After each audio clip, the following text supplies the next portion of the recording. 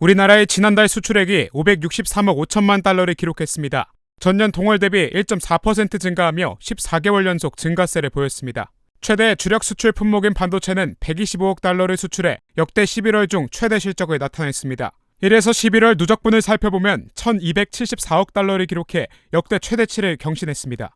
바이오헬스 역시 역대 11월 최대 실적인 14억 달러를 기록했고 컴퓨터도 14억 달러를 수출하며 11개월 연속 증가세를 보였습니다. 반면 2위 수출 품목인 자동차는 전년 같은 기간 대비 13.6% 감소한 56억 달러를 기록했습니다. 자동차 부품업체의 파업과 협상 지연 영향으로 생산량이 감소했고 기상 악화에 따른 선적 차질이 생겨 마이너스로 돌아섰습니다. 주요 시장 수출액을 살펴보면 대중 수출은 113억 달러로 5개월 연속 110억 달러 이상을 기록, 대미 수출은 104억 달러로 3개월 연속 100억 달러 이상을 기록했습니다. 한편 11월 수입은 전년 동월 대비 2.4% 감소한 507억 4천만 달러를 기록했습니다. 이로써 무역 수지는 20억 5천만 달러를 기록하면서 18개월 연속 흑자를 냈습니다. 이래서 11월 누적 무역 수지도 2018년 이후 최대 흑자인 452억 달러를 기록했습니다. 안덕근 산업부 장관은 올해 수출이 경제를 이끌어온 만큼 연말까지 단 1달러라도 더 수출하겠다며 민관 원팀으로 가용한 모든 자원을 집중하겠다고 강조했습니다.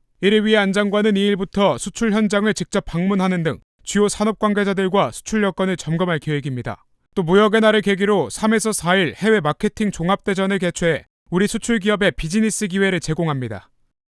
이른바 레지던스라고도 불리는 생활 숙박시설. 숙박용 호텔과 주거형 오피스텔이 결합된 숙박시설로 지난 2012년 도입됐는데 용도 전환을 하지 않고 주거용으로 사용하는 사례가 늘면서 정부가 지난 10월 기존 시설의 합법화를 위한 방안을 발표한 바 있습니다. 내년 9월까지 지자체별 조례 개정으로 기존의 생활 숙박시설의 숙박업 신고를 독려하도록 하고 방화시설을 일정 기준 보강하면 주거용 오피스텔로 용도 변경을 할 수 있도록 개정한 겁니다.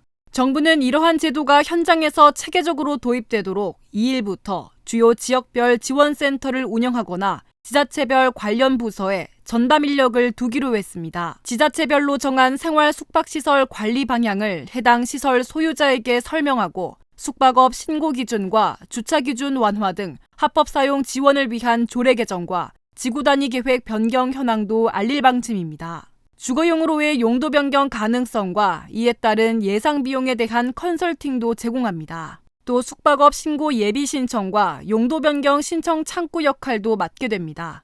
현재 숙박업 미신고 상태인 시설 소유자가 숙박업으로 신고하거나 용도를 변경해 합법적으로 시설을 사용하려는 의지가 있을 경우 미신고에 따른 이행 강제금 부과 절차 진행을 2027년 말까지 유예하기 위해서입니다. 한편 정부는 현재 행정 예고 중인 용도 변경 지원을 위한 오피스텔 건축 기준 개정안이 올해 안으로 시행될 예정이라고 밝혔습니다. 시도 때도 없이 날아드는 투자 스팸 문자.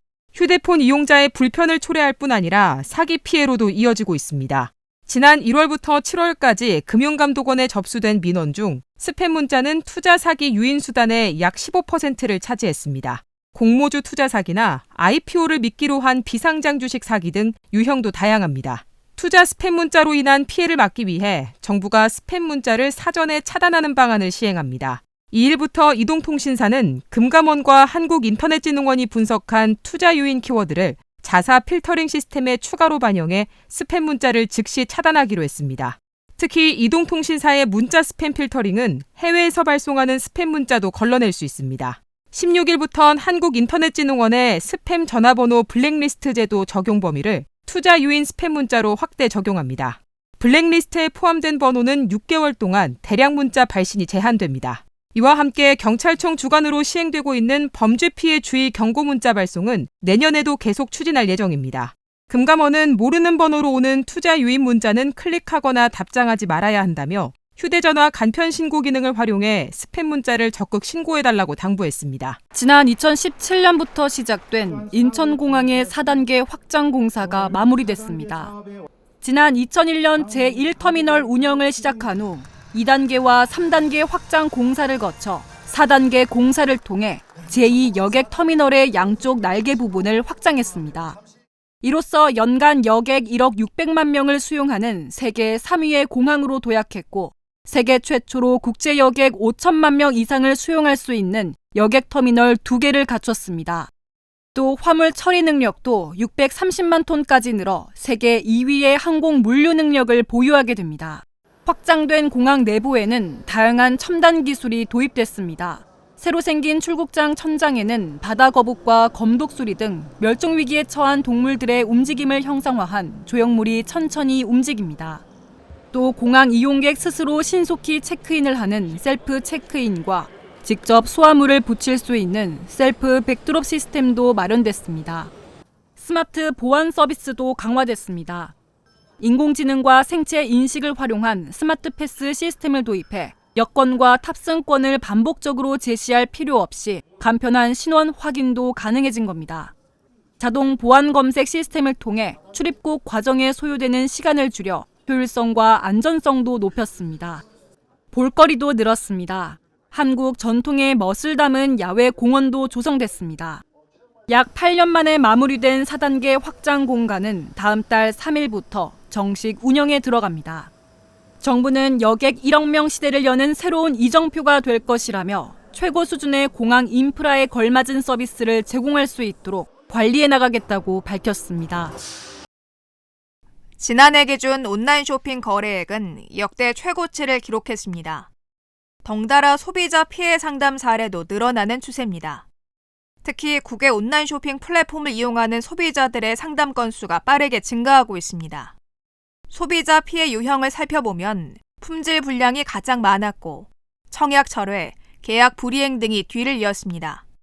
공정거래위원회가 국내외 온라인 쇼핑몰 플랫폼 10개를 조사한 결과 사업자 정보 제공과 분쟁 해결, 소비자 보호 등 곳곳에서 미흡한 부분이 드러났습니다. 특히 알리, 테무 등 국외 온라인 쇼핑 플랫폼은 상품 정보를 번역 차트로 제공하거나 상담원이 일부 소비자 민원에 번역기를 이용해 답변하는 것으로 확인됐습니다. 홈페이지 초기 화면에 사업자 정보를 제대로 표시하지 않거나 국외 정보로만 표시하는 문제도 발견됐습니다. 공정위는 이 같은 문제점에 대해 플랫폼 사업자의 개선을 권고할 방침입니다. 공정위는 지난 20일 알리, 테무의 불공정 약관 47개를 시정 조치하고 위해 제품 1,900여 건의 유통을 차단한 바 있습니다. 정부는 이와 함께 외국 플랫폼의 국내 대리인 지정 의무화 방안을 담은 전자상거래법 개정안의 국회 통과를 위해 노력하겠다고 밝혔습니다. 중소벤처기업부는 지역 소멸을 막기 위한 인구 활력 펀드를 내년 상반기 217억 원 규모로 결성할 예정이라고 밝혔습니다. 인구 활력 펀드에는 중기부 모태펀드가 95억 원, 행정안전부의 지방소멸 대응기금이 45억 원을 각각 출자하고 민간도 투자할 예정입니다.